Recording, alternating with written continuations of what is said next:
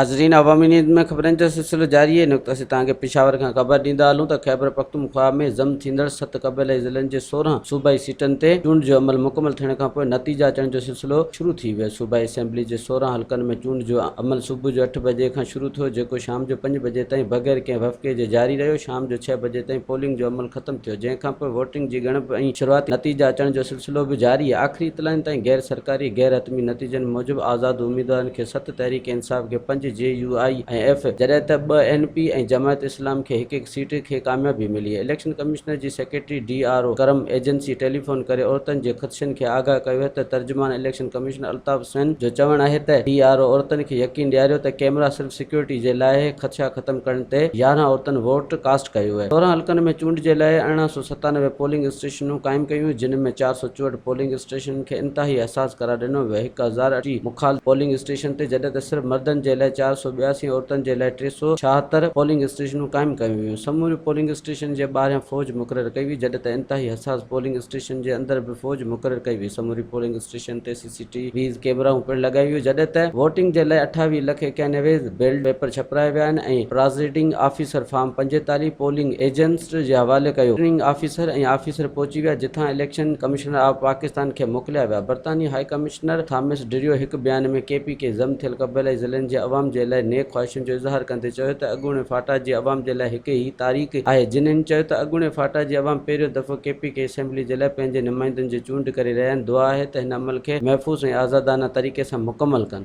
वधीक ख़बरनि ऐं तफ़सील लाइ विज़िट कयो अवामी news Facebook page, YouTube page ऐं अवामी न्यूज़ वेबसाइट।